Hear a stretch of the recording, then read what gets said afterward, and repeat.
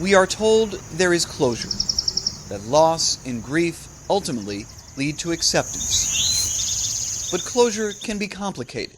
In this story, it has built for decades for a family waiting for its angel to come home. It's almost like you're living in a daze. You haven't come out of it yet. She had distinctive eyes. Cheryl Hammock grew up in Thomaston, Georgia. This one? Her sisters, Lynn and Johnny, and her mother, Kathleen, speak of a family that dressed alike and a wild child who led the way. She had this crazy dance. She danced and shook everything from head to toe. These are the last ones we have of her. The fall of 1981 brought to town a touring fair. 18-year-old Cheryl decided to join it, to earn some money, to see the country. My last memory of her was just with her little brown paper sack walking down the road, going to meet her friends to go to the fair, to leave. That was it. 3 weeks later, Cheryl stopped calling. 4 weeks later, her family received a package with her belongings.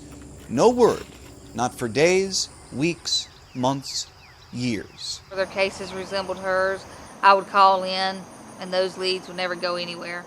It was easier thinking that she was dead rather than homeless somewhere, starving, being captured by someone, and not being able to go free.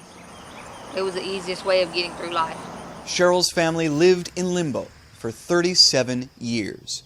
And then, a post from a woman they'd never met. That's one of my main interests, is the John and Jane Doe cases. Kelly Sage lives in Wyoming, but she grew up in Quitman, Georgia. A few years back, she visited the grave of a well-known Jane Doe. Somebody had etched her likeness in her gravestone.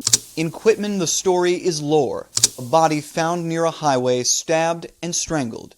The body went unclaimed and was buried with the words, "Known only to God." I was like, you deserve better than that. You're a person. So, sorry. So, she's a person, and she had her dreams and her hopes, and, this terrible person took that away from her. My sister's height, she had her hazel eyes, she had the same hair color, she had the same scarring on her knee. We never gave up hope. We know the identity now. The GBI announced its discovery in January. We had some good times. Now it's July, And y'all have smiles on your face. and Cheryl is almost home. I might sleep one night, good night, then there'll be 3 or 4 nights I won't sleep none. Thinking about it. I have a little boy that looks just like, just reality. It's finally here, and I don't know that we're prepared.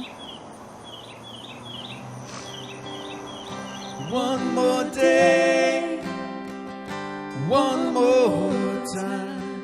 2 weeks later, the child known only to God returns to those who knew her best. I don't know if anybody here really understands how something so brutal and awful can happen to someone. Thank you for not giving up hope and being relentless. Today, Cheryl Hammock sits in an unfinished plot in Thomaston.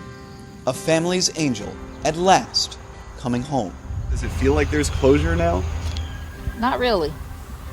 It still hasn't quite sunk in.